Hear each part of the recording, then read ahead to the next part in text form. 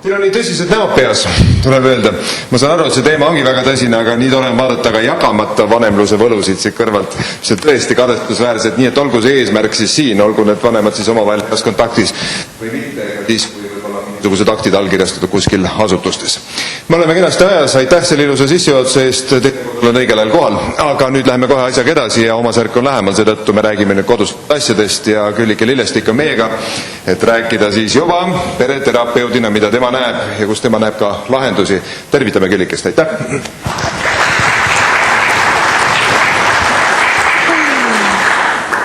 Jah, aitäh teile! Kust ma siis pihta hakkan? Mulle nii väga meeldisid kaks eelmist sõnavõtjat. Need kinnitavad kõike seda, mida ühest pereterapeudi praktikas ma näen, kuhu tuleks liikuda. Ja see igapäevane töö pereterapeudina, aga ka siis mitte ainult praktikuna, vaid ise olles lapsevanem, ise olles läbinud erinevaid elu arenguetappe ja kriise, on väga mitmed asjad, mis on südamel. Ja ma räägin nüüd võib-olla natuke kummalist juttu, aga ma hakkasin mõtlema, et kust saab vanemlus alguse. Ja siis ma panen siia teile ühe sellise slaidi.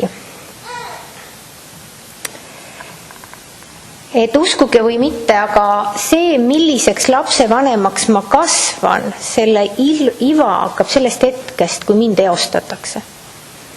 Ehk siis, kui ma sünnin oma vanemate juurde, selle päritolu perekonna tasandi mõju on esimene mõju. See, kuidas minu ema ja isa said hakkama vanematena, kuidas nad enda emaks, isaks olemise rolli identifitseerivad, see, millise vanemluse nemad koos ehitavad, hakkab mõjutama kõiki minu järgmise või järgmiste otsuste alustalasi põhimõtteliselt. Ehk siis, et üks noor inimene, kes jõuab täiskasvanuikka, loob abielupaari tasandi, siis kõik see, kuidas nad elavad seda kõige tavalisemat argielu vanemluses. Aga mitte ainult vanemluses. Me räägime ju ühest mehest ja naisest, kes tulevad kokku väga ilusatel põhjustel. Ja ma räägin praegu siis tõesti sellest vanemlusrollist, mis on mehe ja naise vahel. Sellepärast, et iga inimene saab alguse mehest ja naisest. On kellelgi teisi kogemusi, on rohkem mingid muud variante? Ei ole. Selleks on vaja munarakku ja seemnerakku selleks, et elu saaks alguse.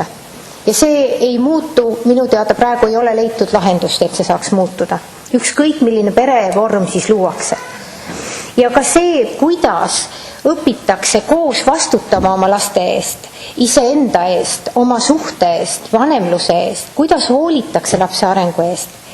Ka see, milline emotsionaalne seotus meil omavahel on, milline emotsionaalne seotus ja kiindumus on oma lastega, milline on armastus, mida üldse armastusest mõeldakse, kas see on üks pehme teema, mida ei peaks üldse käsitlema, või me julgeme sellest vabalt omavahel rääkida, väljendada ja nii edasi.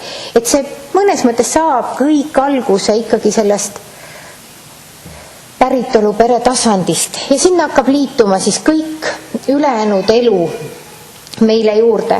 Ehk siis, et pereterapeudi rollist me vaatame 3 põlvkonda, vähemalt 3 põlvkonda, kuidas üks mees ja naine, kes lõid suhte, otsustasid saada lapsed või lapsed otsustasid nende juurde tulla, mõnikord on see nii ja naa, eks ole, suudavad olla lapsevanemad, suudavad olla koostöös ja vanemluses. Nüüd ma panin ka ühe sellise slaidi, mille nimi on perearenguetapid. Miks? Sellepärast, et kõik inimesed olenemata peretüübist läbivad perearenguetapid ja ainuüksi perearenguetappide läbimine on juba suur väljakutse. Ehk siis, et alguses on paar koos, raskused tekivad tihti sellest, et kuidas me seda ühist paari aega ja minu isiklik aeg jagame, võib-olla läheb see tasakaalust ära ja siis kurg toob lapse või kuidas iganes me sellest mõtleme ja kuidas siis on uued väljakutsed, kuidas vanemaks olemine hõlmab väga suure aja ja kui paar on ikka veel koos, sest väga paljud paaride reaalsus on see, et nad alustavad väga suure õnne, armastuse, pikkade aastate jagamise ja koosloomise tuhinas ja neil õnnestub väga kaua. Ei ole ju, statistika ei näita ju, et kõik lahutavad või kõik lähevad lahku. See pole eesmärk omaette minna lahku või jääda kokku. Eesmärk omaette on see, et kuidas ma inimesena suhetes toimin, kuidas ma olen ise tasakaalus, õpin ise ennast armastama, ennast väljendama ja oma perekonnas neid suhteid looma, suhteid hoidma ja kasvatama. Ehk siis, et kui siis on nüüd perele sündinud laps, on koolieelikutega pere, on palju väljakutseid, lapsed kasvavad suuremaks, vanemluse hulk või lapsevanema roll hakkab vähenema, me peame andma rohkem iseseisvust lapsele, paari tasandi hulk kasvab, mida siis tulevad väljakutsed ja paar ei suuda kasvatada ja minu isiklik osa, millega siis paljud jälle jõuavad teraapiasse, et nad on oma enda isiklikku osa või oma enda mina ära kaotanud. Ja et see võib olla täiesti tasakaalust erineval viisil väljas. Ja siis jõuavad lapsed teismeikka ja nüüd kujutage ette, kui nende pereelu arenguetappides tulevad tagasilöögid, et tekivad olukorrad, kus lapsevanemaks osa teismelistega näiteks, mis peabki olema suhteliselt väike, me peame olema teismelistel olemas, neid hoidma, armastama, toetama, aga nende eristumine, nende iseseisvus peab järjest suurenema, aga paari tasand on kadunud. Ja paar ei leia enam teineteist ülesse. Ja see on suur väljakutse. Nüüd selles etapis lahku minnes, kuidas me siis seda vanemlust toome, kui me teineteist oleme nii ära kaotanud ja vihkame teineteist? Sellepärast, et tema on süüdi selles, et ta enam minust tähele ei pannud ja tema süüdistab mind, et mina olen süüdi selles, et tema enam minust välja ei teinud. Okei, ühesõnaga ma tahan selle arenguetapide slaidiga öelda teile seda, et see on suur väljakutse inimesele. Eriti kui me vaatame nüüd järgmist slaidi, mis näitab, kuidas see üks konfliktne abielusuhe võib tegelikult tekkida. Et kust see väljakutse võib tulla. Et väga palju mõjutab meid see, kust me tuleme, millistest peremudelitest me tuleme ja kas me oleme saanud säilitada endale juured oma vanemate näol, olenemata sellest, millised vanemad nad olid siis, kui ma olin laps, olenemata sellest, kuidas nad omavahel mehe ja naisena hakkama said. Et kui ma suudan säilitada oma juured, suudan sidemeid alles hoida, siis see ei tule ka segama nii palju partnerlust, mehe-naise tasandit ja see omakorda ei mõjuta nii palju lastega suhteid. Ehk siis ka siis, kui konfliktne abielusuhe, see sama mudel, mis praegu on slaidil, lõpeb lahutusega, siis saavad vanemad jääda ikkagi lapsevanemateks. Nüüd mul on siin paar slaidi selle kohta, mida tegelikult täna on juba räägitud. Et see, mida ma terapeudina näen, on, et kui kooselu või abielu on olnud väga konfliktne. See on läinud sellest niinimetatud armumise, sulandumise faasist võimumõitlusfaasi ja paar ei ole tulnud toime, eriti kui stressipinge ja ärevus on suur. Ja nad on kaotanud usu, lootuse, armastuse teineteise vastu. Nad on proovinud eksisteerida laste nimel, hea õnne nimel, kodurahu huvides koos. Siis see, mis seal kodus, see pinge ja ärevus, mida on partnerite vahel, ka vanemate vahel, see kahjustab lapsi rohkem, kui nende otsus lõpuks lahku minna. Et see pidevas õhkkonnas, nagu mõnikord juba eelteismelised sessioonil ütlevad, et no läheks nad juba ometi lahku, ma ei talu seda elektrit täis vaikust kodus. Et ühte ei ole kodus, teine magab diivanil, toitu ei ole, keegi ei küsi, kuidas mul koolis oli, keegi ei taha teada, kas ma trennis käin või ma hiilin kõrvale. Et see on väga kurnav lastele, see on täiesti selge. Ja nüüd see, kui ma hakkasin õppima ja koolitama dialoog laste nimel terapeudiks, siis üks, mida ma avastasin nende kaudu. Nemad siis tegelevad peamiselt, see tuleb Hollandist see koolitus, ja nad tegelevad peamiselt vanematega, kes peale lahkuminekut või lahutust on väga kõrgse konfliktsustasemega. siis üks tähelepanek oli, et peamiselt on raske vanemlusega jätkata koostööviisil nendel vanematel, kes olid suhtes juba väga kõrge konfliktsusega. Et see on neile suur väljakutse, seal läheb palju energiat ikkagi seesama, mida toodi välja, et seal on paralleelne vanemlus mõistlikum, sest see soov omada kontrolli, mis teises majas toimub lastega, kuidas see teine lapsevanem on hästi tugev. Ja nüüd oli selgelt kõik ka nende tähelepanekud ja uuringud välja, et lapsed tulevad sellisel juhul kordades kehvemini toime lahutusjärgse kohanemisperioodiga ja selle stressiga, mis lahutus ja lahkuminek lastele toob. Nii, aga siis ma räägiks natuke mida me paneme vanematele südamele või mida me püüame aidata terapeutidena ka mõista, mis on võib-olla ka natuke stereotüübid ja müüdid, mis liiguvad ikka veel põlvest põlve või inimeselt inimesele, mis on loomulikult täiesti mõistetavad. Aga esimene asi on see, et kui tuleb paar, kellel on väga raske, nad soovivad lahutada või lahku minna või siis nad on seda juba teinud, et tekiks arusaamine, et lahku minna ja lahutada ei saa ema ja isa, saavad ainult mees ja naine. Ehk siis, et meil on nagu kaks identiteeti, aitama neil aru saada. Et kui ma olen ühes rollis naine, kes oli suhtes mehega, kellega meil ei olnud häid toimetuleku viise, siis on teine roll veel, et ma olen ka ema lastele ja kaaslapsevanem. Ja nüüd neid valusi ei tohi segi ajada, sest me ei saa vanemlusest loobuda. Me ei saa loobuda sellest rollist, sest see toodab uue põlvkonna, kes jälle ei saa hakkama. Sõna jälle on muidugi väga ebaõiglane öelda, aga kes ei saa hakkama, kui pinged, ärevus, keerulised olukorrad tekivad ja pinged, ärevus tõusevad, keerulised olukorrad tekivad, sest neil ei ole paremaid toimetulemismehhanisme kui selle, mis nad kodust kaasa saavad esialgu. Siis nad lähevad igale poole koolitustele, teraapiasse, hakkavad endaga tegelema ja siis tuleb toimetuleku viise juurde. Aga esialgu saame me kõik ju kodust kaasa. Nüüd me räägime väga, et saage aru, lapsed vajavad mõlemat vanemat. Miks seda peab rõhutama, on sellepärast, et väga paljud paarid, kes jõuavad teraapiasse, me joonistame nende genogrammi ehk nende perepuu ja nad järsku taipavad, et tõesti, kas see, et ma ei pane rõhku, et ma sooviks olla oma lastega koos ja nende arengusse panustada, on tõesti seotud sellega, et mul endal ei ole isa olnud. Või et mul oli isa, aga mu ema oli väga negatiivne isa suhtes. Või et mul oli isa, kes oli väga negatiivne mitte ainult mu ema suhtes, vaid üldse naiste suhtes. Ja nii edasi ja nii edasi. Ehk siis hakkame lahti mõtestama seda, miks see vanemlus on nii keeruline peale lahku minemist luua.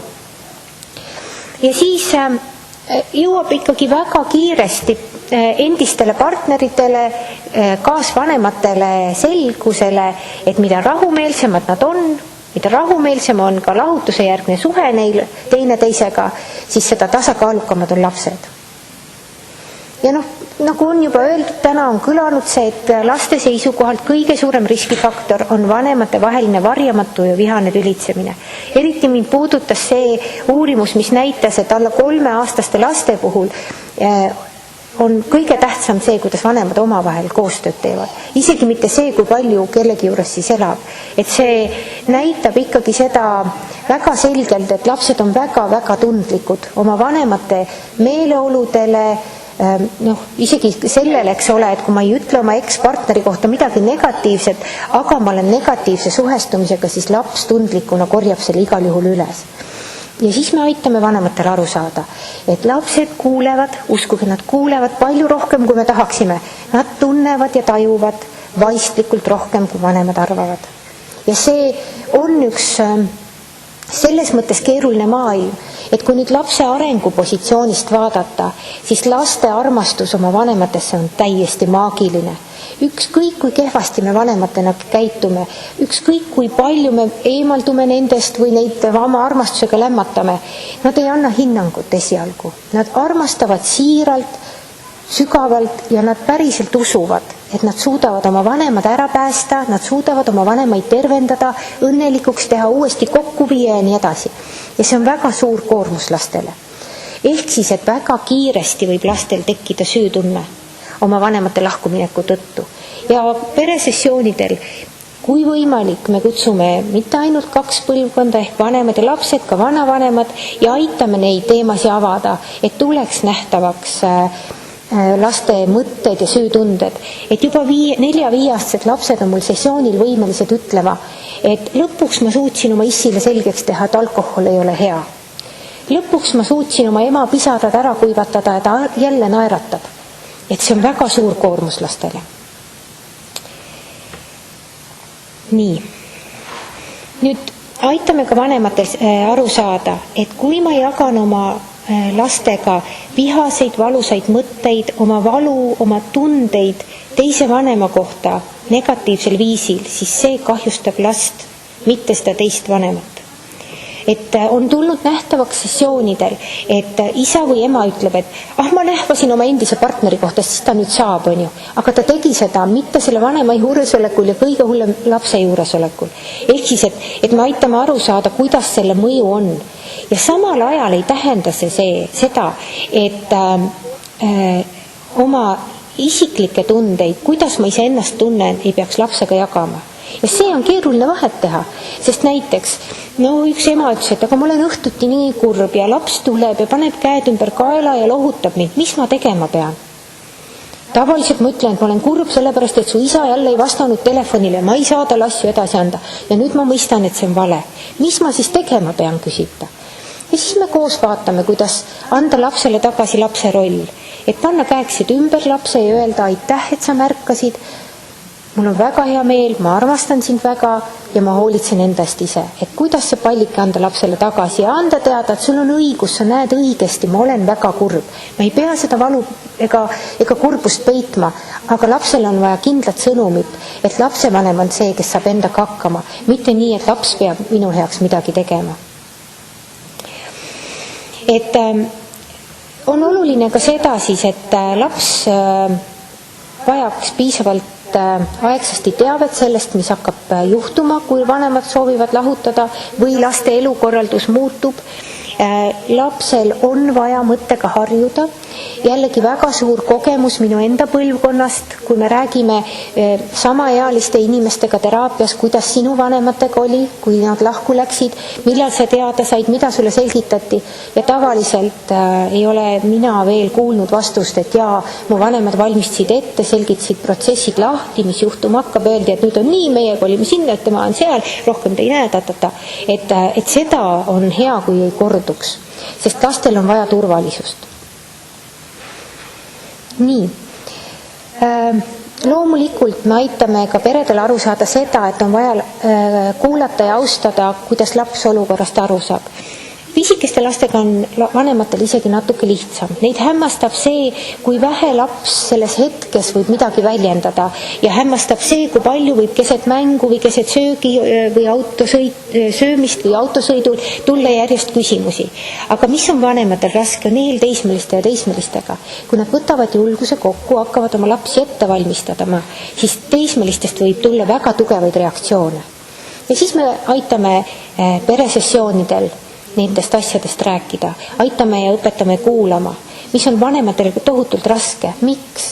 Sest ei ole rollimudelit ees.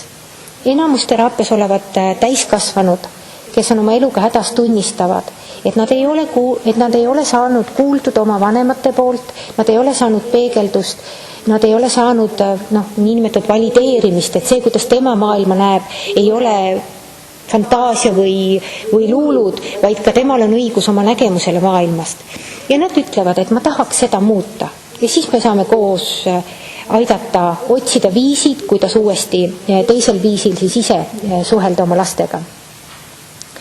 Ja nüüd siis see lause, et elamine 2 kodu vahel ei ole laste solgutamine, seda ma kuulen iga kord. Et elamine 2 kodu vahel on ju laste solgutamine, siis ta unustab oma asjad, siis ta ei tea, kus tema asjad on, siis ta ei mäleta, kuhu minna. Minu kogemus ütleb seda, et kui vanemad jõuavad tasakaalus koostööni, nad on oma ebakindluses, ärevuses, piisavalt enesekindlad, et öelda, et ma kuulen, et sa ei soovi täna minna jälle isa juurde, ma kuulen, et sul on raske sellega, sest sa kardad, et sul jäävad osa asju minu juurde ja osa asjad on isa juures ja koolis sa saad jälle märkuse, sest midagi on puudu. Aga meie oleme isaga otsustanud, et see on praegu sinu isaaeg ja praegu ma aitan sul saada kõik sinu asjad kokku.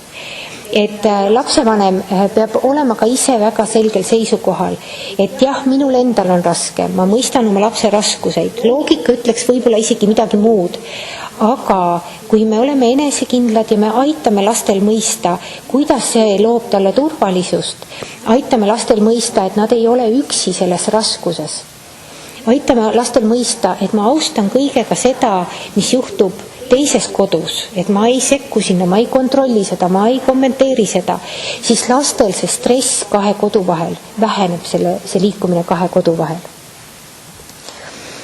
Ja üldiselt siis lapsed vajavad, et neil on koht mõlema lapsevanema juures, on väga armsaid hämminguid olnud, kui teismeline vaatab mulle suurte pisaratega silmis otsa, tema mõlemad vanemad on sessioonil, kes on juba mitmed aastad olnud lahutatud ja tema vanemad teevad sessioonil otsuse, et nüüdsest alates tal saab olema 2 kodu, siis need suured silmad ütlevad, kas päriselt see on võimalik, ma ei pea enam isa juures külas käima või ma ei pea enam ema juures külas käima, kas mul on päriselt seal oma kapp, oma voodi, oma nurk, oma selline emotsionaalne luba olla seal.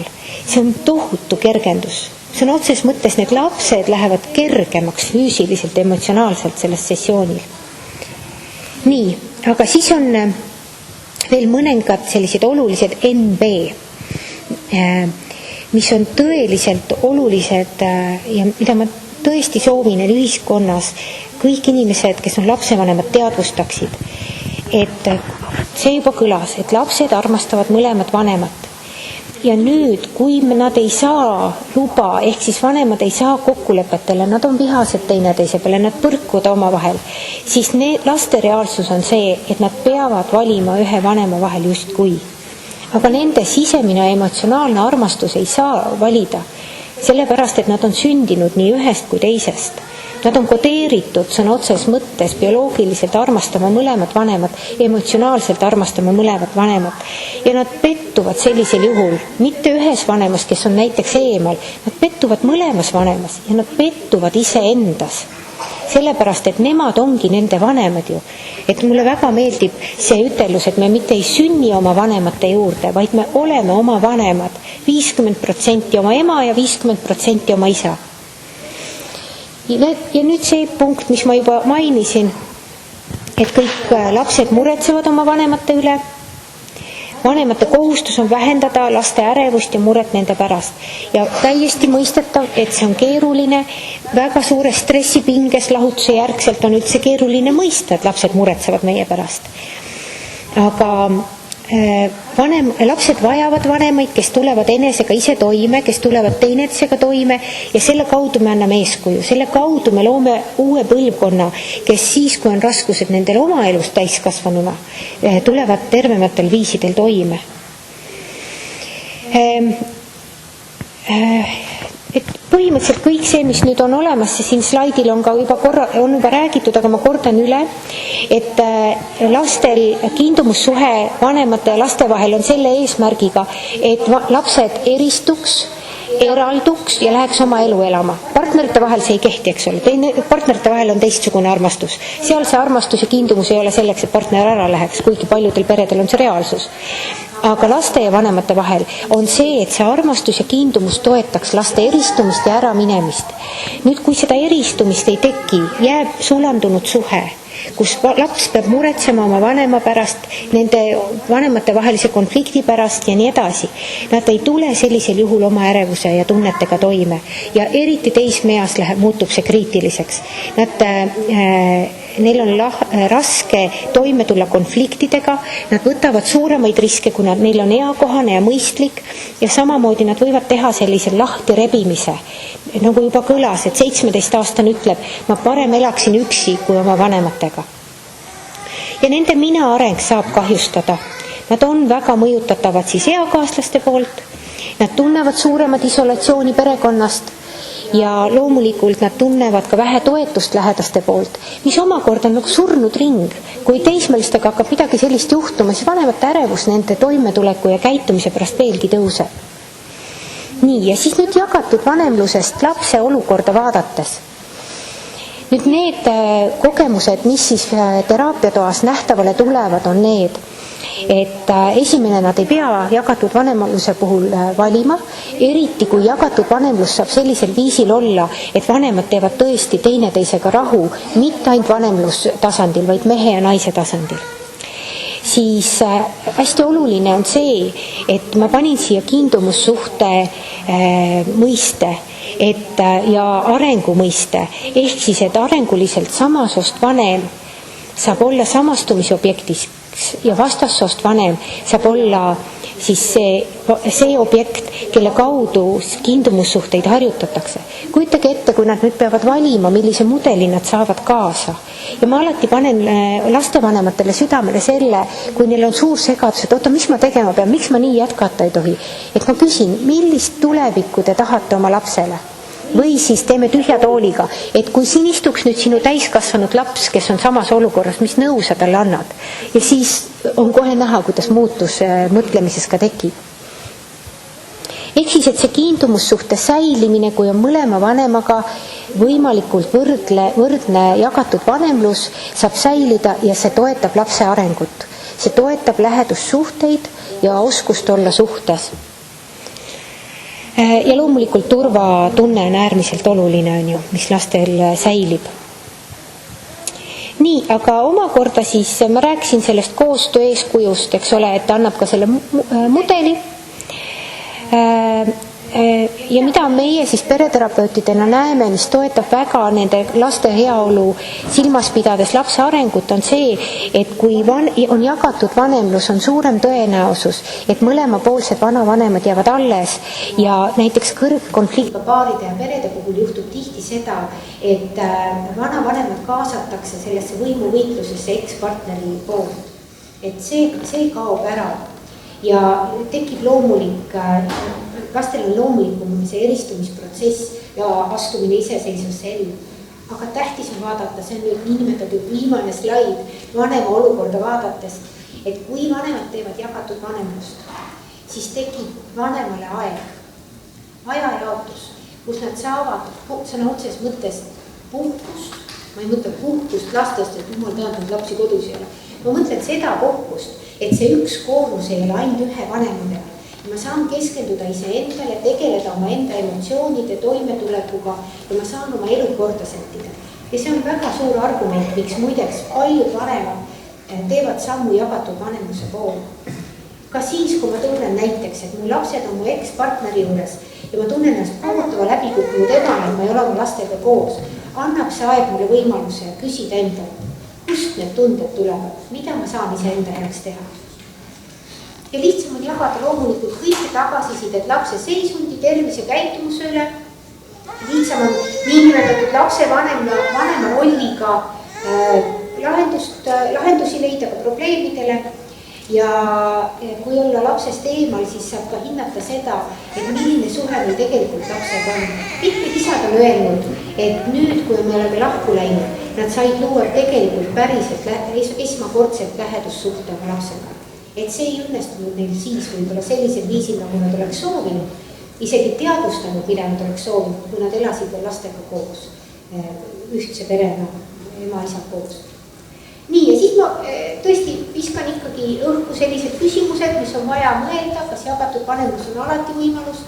Näeme, et väga konfliktsete lahkuminejate hulgas on vaja paralleelvanemlust, on vaja leppida sellega, et ma ei saa kontrolli omada, ma pean tegelema valuga, mis tuleb lahutusest ja partnerlussuhtest ja nii edasi. Ja kindlasti konverentside korraldajatele küsimused edasiseks. Missugust muutust on vaja ühiskonda? Mida tuleb selleks, et kui valitakse lahutus, et lapsed ei oleks vaheline, et mõnes mõttes neid teravikupunkte saab hästi paljudest kontekstides veel arutada. Ja kuidas kasvatada uut põlvkonda, kes tuleks paremini stressiga toime?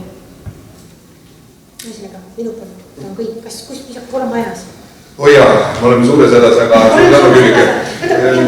Need on nii suured küsimused, et ei mahu kuidagi lihtsalt raami ära, et see on täiesti arusaadav, jah. Ma kuulasin teid ja tuli kohe selline mõte, et eestlased üldse ei saa aru, mis asi on ühisomad. Kinnisvaras on kõige hullem sõna, mis üldse olla, see on kaasomad. Inimesed tahavad sellest vabaneda, eks ole, ja ma isegi hindan niimoodi, et kui inimesed armastavad teid, siis peavad teist enda omandiks ja teevad seda hea meelega. Kui armastust enam ei ole, siis on juba 2 omandit. Järelikult jagame ära ka selle, mis on ühine.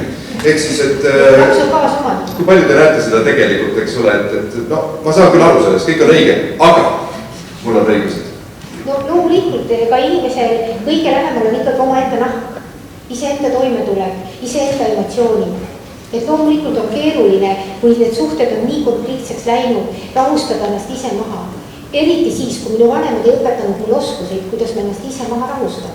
Kui ma ka koolis ega lasteajas kuskil neid oskuseid ei saa, kuidas ma siis paari suhtes seda teha oskan. Et loomulikult on keeruline. Ütlesite, kõige hullem on tegelikult arutada sellist tohutut kätsi seal kuskil kodus, aga kui tuleb see faas, et isa on näiteks läinud, mis paratas on tüüpilisem juhtumist, ja ema hakkab siis iga õhtu tegema selliseid toredaid märkusi, kus ta nüüd saab siis rahuliselt neid teha, nii et isa ei kuule midagi. Kuidas see lapsele võib, kumb hullem, kuulates juba ausalt kätsi või seda, et tema ossitab iga päev näiteks? See võib ka isa olla. Absoluutselt. Et kumb on siis, millised küsimused on? No kumb siis veel hullemil mõjub? Üks sama hull kõik? Absoluutselt üks sama keeruline kõik. Et laps igal juhul on selles keerulises olukorras, et ta pettub oma vanemates, et nad ei saa eluga hakkama. Ja no, vaadates väga lahedaid filme on sellel teemal olemas, mida siis laps teeb? Võtab vastutuse enda kanda oma õlgadele. Väikesed lapsed juba 4-aastased, 5-aastased, 10, 11-aastased otsustavad, et nendele 2 ei ole mõtet loota, ma juhin oma elu ise, aga nad satuvad väga suurtesse riskidesse. Või lähevad jupuvad arvutisse? Jupuvad arvutisse, jupuvad vette, võib-olla poole minna. Kui kaua läheb selleks aega, et vanem saaks tegelikult aru, et kõik see stress, mis ta välja valab, on tema lapse pärast tulevikus? Ütleme, teraapia kontekstis saavad vanemad väga erinevalt aru, aga suhteliselt kiiresti aru, eriti kui me paneme lapse toolina isti. Aga kui kiiresti muutub käitumine? Käitumise muutus juba keerulisem, sellepärast, et kõigepealt tuleb taipamine, on vaja aru saada, siis alles otsus ja siis alles käitumise muutus. Jagatud aadressid töötavad teie hinnangul hästi, kas arvutatakse hoolega, et nii, nüüd kell on niipidi ja nüüd läheb sinna ja siis tuleb tagasi ja edasi. Kas seal on aluseks on arvutamine või talupäevamõistus, mida rohkem näeb? No, kui on emotsionaalselt konfliktne paar, siis nad teevad seda tundide ja minutite haaval, et keegi see rohkem ei saaks. Kui on vanemad, kes teevad koostööd ja mõistavad, et laste vajadused ja areng on esitähtis, siis ma ei anna seda sama mustrit kaasa tulevikku. Nemad on ikkagi talupäevamistusega, et kui 1 tund siia-sinna läheb, ei minda teineteise kõli kallale ja ka räägitakse asju läbi, saadakse teha mööndusi, saadakse teha kokkuleppeid ja nii edasi. Ja lõpuks ikkagi, kui inimesed tulevad oma lapse pärast, midagi pole teha, tänapäeval ei ole mitte lapsel last, või tähendab siis isa või ema, mõnel pole üldse mitte kedagi, mõnel on vanaema ainult rääkinud sellest, et on kuulnud kuskil isa kuskil Soome teikluse peal. Aga see on ju see pärand, mis meil kaasas on. Kas teraapiaga tõesti teeb seda ümber? Teraapia ei tee ümber, teraapia aitab igal inimesel saada jõuda taipamiseni, mis on see tegelikult, mida nad soovivad oma ellu. Et loomulikult, kui me ei ole näinud oma vanemate vahel rahu ja koostöö, siis küsimus on selles, et kas ma päriselt tahan rahu ja koostööd oma ellu. Ja siis järgmine küsimus on, kui ma seda tahan, aga ma ei ole seda näinud, kust ma selle võtan. Ja kui see rahu ja koostöö saabub 17-aastase teismelise ellu lõpuks, ta näeb, et nad lõpuks on nüüd ära leppinud omavahel. Kas see veel muudab midagi? Absoluutselt, selle 17-aastase jaoks väga-väga palju, sest tal on kõik mudelid siis. Tal on see mudel, mis üldse ei toimi, tal on see mudel, mis oli 50-50 ja so toimib, tal on see mudel, mis lõpuks ameti toimib ja tal on suurem valikuvariant, kui ta satub raskustesse. Miks ma neid küsimusi küsima? Praegu esitan siin kõiki neid, kes siin saalis tegelikult on, kogusime varemad küsimusi ja kõik need küsimused, mis saabusid teil, olid seotud ema või isa, ehk siis mees või naine, aga ühte koostöö kohta otsitud, pigem see, kellel on õigus. See on veres, see ei lähe mitte kuhugi. Et ei ole ühel või teisel rohkem õigus, ei ole üks vanem tähtsam kui teine vanem, et mõlemad vanemad on lapsele vanem. Seda räägime vanemale ütleb. Jah. Aitäh, Küllike! Aitäh!